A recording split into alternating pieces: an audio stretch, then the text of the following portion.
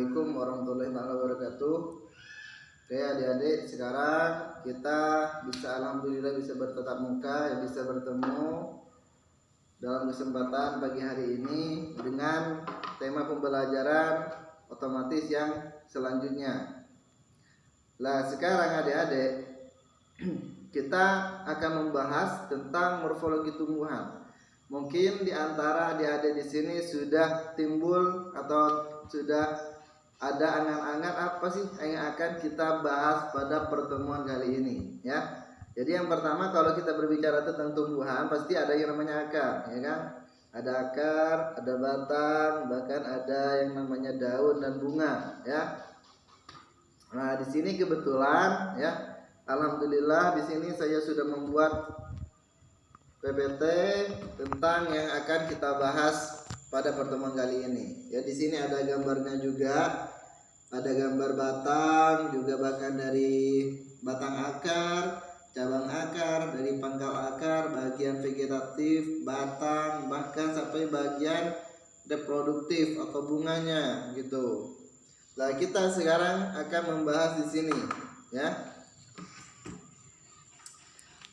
Secara klasik di sini tumbuhan terdiri dari tiga organ, dasar. Jadi secara klasik tumbuhan di sini terdiri dari tiga organ dasar. Yang pertama di sini, organ yang pertama apa? Yaitu akar.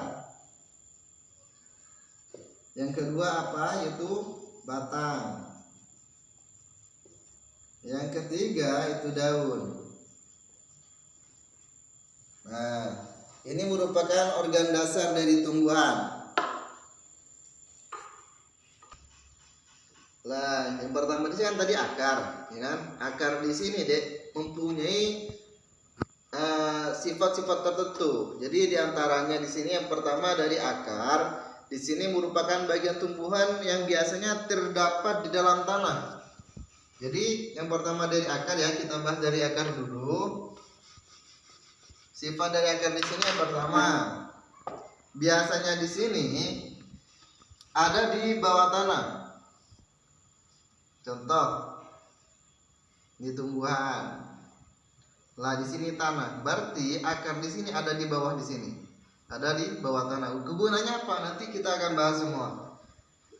Cuma sebelumnya di sini kita perlu ketahui ini merupakan sifat-sifat dari akar, ya. Lah sifat dari akar di sini tidak berbuku-buku, tidak berdaun, bahkan tidak berluas. Ini dari sifat akar. Contoh, jadi kalau ibaratnya akar di sini tidak berdaun, ya, tidak berbuku-buku, bahkan tidak berluas. Itu pun dari sifat-sifat akar. Juga di sini warna, dari sifat akar di sini yang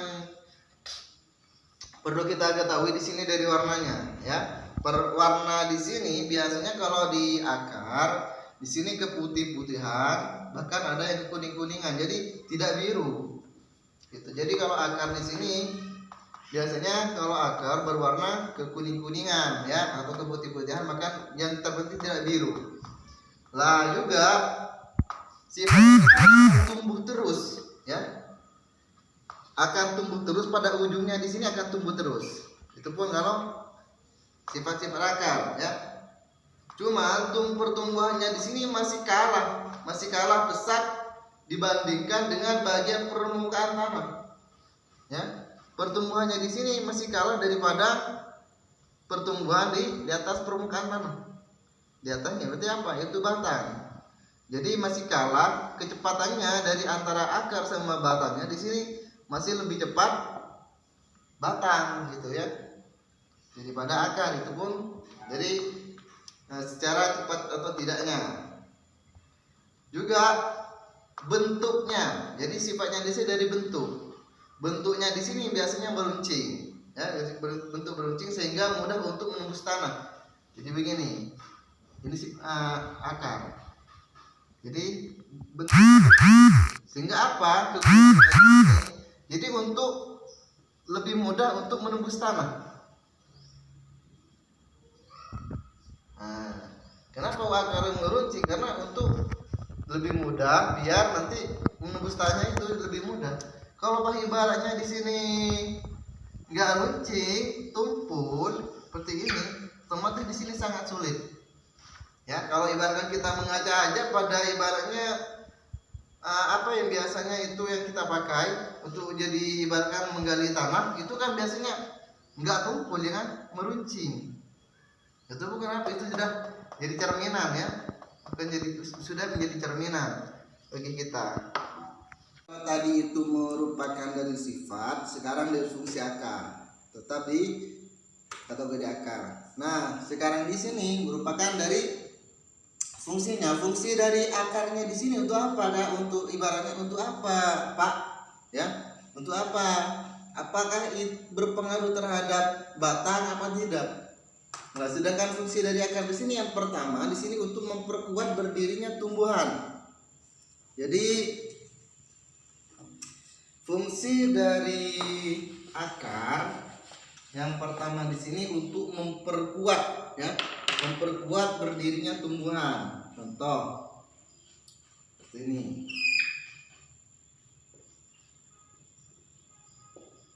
Ini anggap ya. Nah, jadi akar yang ada di sini yang ada di sini deh, teman-teman. Yang pertama di sini untuk memperkuat ya, untuk memperkuat berdirinya batang. Yang kedua di sini untuk apa? Untuk menyerap air atau dan zat-zat makanan yang terlarut di dalam air, di dalam tanah ya. Jadi fungsi dari akar itu untuk menyerap zat-zat yang ada di dalam tanah, untuk menyerap air juga. Ini yang kedua. Yang ketiga di sini itu mengangkut air dan zat-zat makanan yang sudah diserap ke tempat-tempat pada tumbuh-tumbuhan yang memerlukan. Jadi yang fungsinya yang berikutnya di sini, setelah ibaratnya sudah menyerap air, di sini nanti akan disalurkan terhadap semua organ-organ tumbuhan yang memerlukan. Tuh. Lah yang keempat di sini apa? Itu biasanya di sini merupakan tempat penimbunan, tempat penimbunan makanan di akar. Jadi cadangan makanan biasanya terletak di akar. Itu kalau di tumbuh-tumbuhan.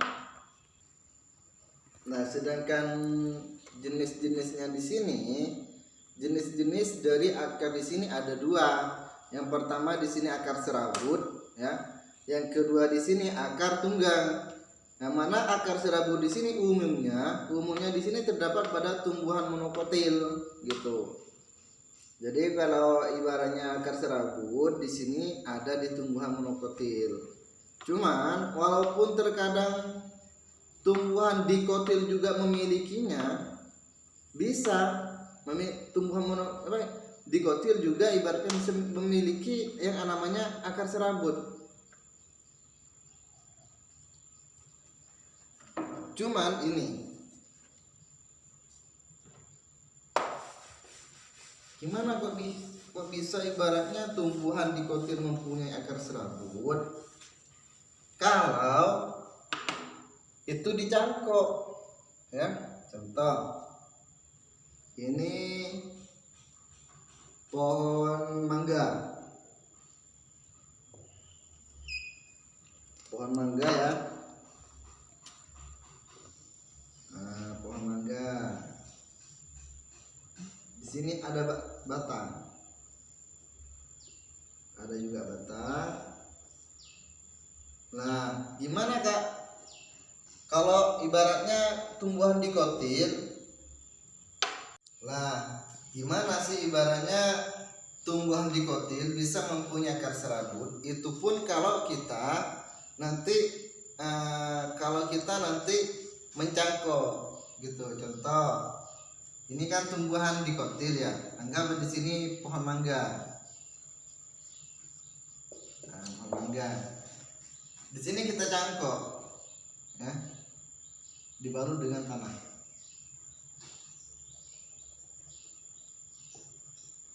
Nah, sehingga pas 1 minggu kemudian atau 1 bulan kemudian di sini akan tumbuh akar yang namanya akar serabut. Nah, ini kok bisa ibaratnya tumbuhan dikotil bisa mempunyai akar serabut kalau kita jangkau, maksudnya begitu ya. Nah, yang kedua di sini apa? Tumbuhan dikotil ya. Tumbuhan dikotil ini merupakan akar tunggang. Ya, akar tunggang di sini ada pada tumbuhan dikotil. Jadi fungsi utamanya di sini untuk menyimpan makanan. Itu dari fungsi akar. Jadi yang jangan lupa, akar di sini dibagi dua. Yang pertama akar serabut, yang mana di sini ada pada tumbuhan monokotil. Yang kedua di sini akar tunggang, yang mana di sini ada pada tumbuhan dikotil. Nah, yang berikutnya di sini apa yang tadi? Tadi yang pertama akar, yang kedua di sini apa itu daun ya? Daun. Nah, ini bentuk dari daun seperti ini.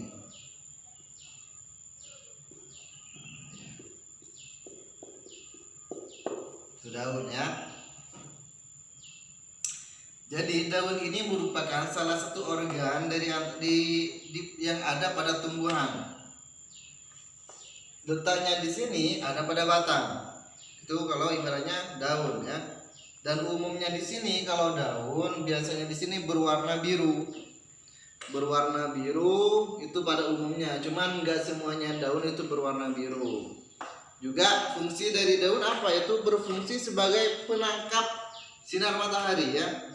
Jadi penangkap energi dari sinar matahari itu dari fungsi dari daun melalui fotosintesisnya gitu. Nah, yang berikutnya di sini juga daun di sini merupakan organ terpenting bagi tumbuhan dalam melangsungkan hidupnya. Karena kenapa? Karena tumbuhan di sini adalah organisme autotrof obligat.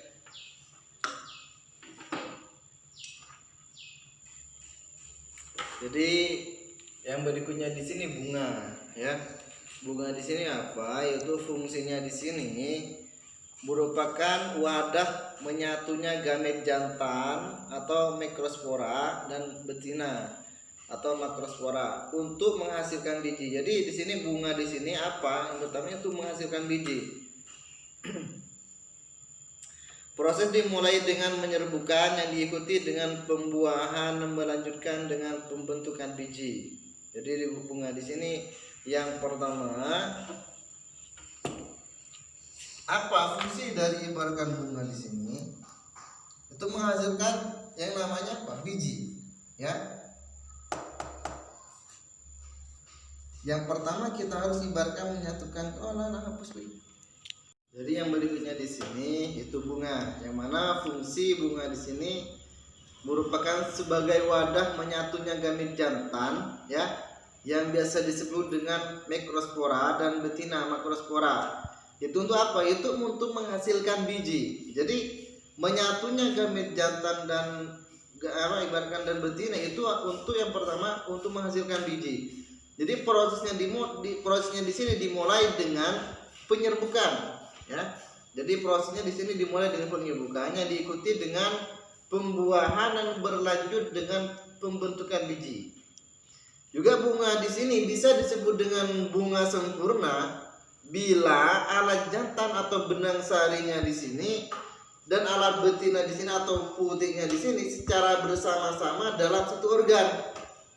Jadi bunga ya, bunga anggaplah di sini bunga.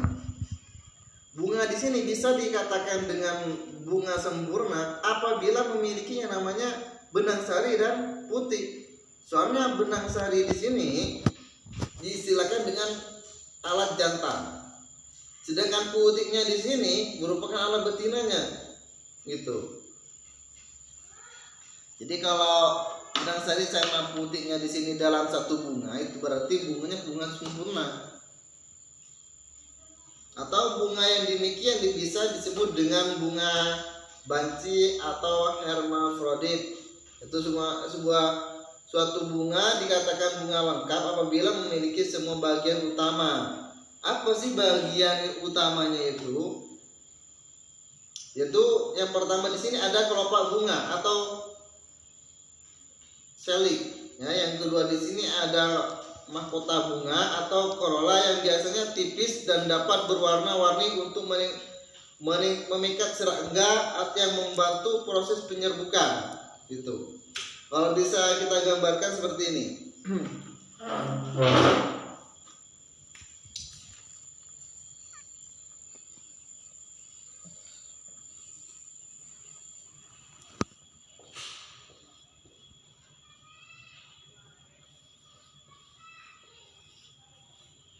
Ini ya. Jadi di sini ada kelopak bunganya.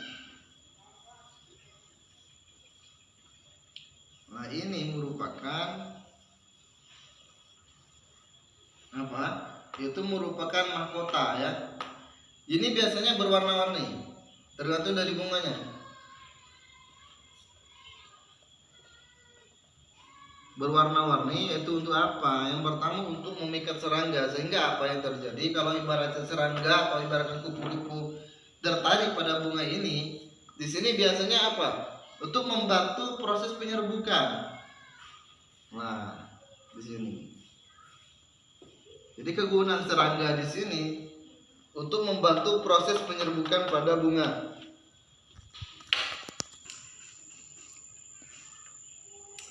Jadi berikutnya di sini alat kelamin, ya, alat kelamin jantan. Kalau alat kelamin jantan di sini bisa disetelahkan dengan benang sari, ininya. Nah, yang juga kalau alat kelamin betina putih ya, berupa putih. Nah, ini bunga sempurna. Jadi ini bisa dikatakan bunga sempurna. Yang pertama karena ada kelompaknya, ya, ada juga mahkotanya, juga ada benang sari, ada putihnya. Ini bisa dikatakan dengan bunga sempurna gitu. Nah, itu semua merupakan morfologi tumbuhan ya. Baik dari akar, ibarat akar, daun, bahkan sampai bunganya. Nah, sekarang adik-adik kita tinggal mengaplikasikan apa yang kita pelajari pada pertemuan kali ini ya. Nanti ibaratnya kita langsung keluar, terjun ke lapangan untuk apa? Untuk kita lebih memahami ya, untuk lebih memahami gimana sih cara membedakan akar tumbuhan dikotil sama monokotil. Kita langsung ke sana ya, ke lapangan. Bukan apa, biar kita tahu, biar kita langsung menyentuh apa yang kita pelajari, sehingga apa yang ada di benak kita terjawab semua gitu. Nah, biar ibaratnya kita langsung ya, biar tidak ada timbul tanda tanya di pikiran kita langsung ke lapangan. Oke, langsung ke lapangan. Nah, ini adik-adik, kita sekarang langsung ke lapangan ya, mengetahui yang namanya ibaratnya tumbuhan monokotil dan dikotil. Ini termasuk tumbuhan dikotil karena ini mempunyai akar tunggang ya, mempunyai akar tunggang. Bisa dilihat sendiri, ini akarnya di sini kegunaannya untuk apa? Itu untuk memperkokoh berdirinya tumbuhannya ini ya. Jadi selain ibaratnya di sini besar, di sini diperkokoh oleh akarnya yang namanya akar tunggang, karena ini termasuk dari tumbuhan dikotil ya. Kayak kalau ibaratnya monokotil kayak apa? Seperti ini. Nah, ini termasuk dari tumbuhan monokotil ya, berakar serabut. Langsung kita sentuh. Nah, ini.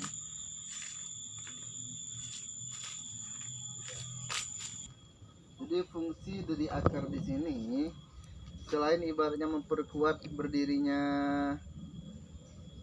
tumbuhan ya, selain memperkuat berdirinya tumbuhan, di sini juga dapat ibaratnya mengangkut zat-zat yang ada di bawah tanah. Jadi kegunaan dari akar di sini selain itu memperkuat, juga mengangkut zat-zat yang ada di dalam tanah untuk disalurkan ke semua yang ada pada pohon ini. Nah, ini merupakan daun ya.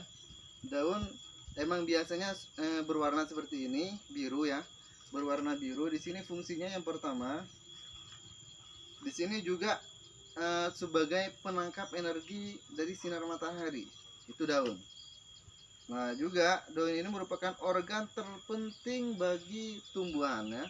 Jadi daun di sini merupakan organ terpenting dari tumbuhannya di sini. Karena apa? Karena tumbuhan di sini merupakan tumbuhan apa yang namanya itu autotrof, organisme autotrof.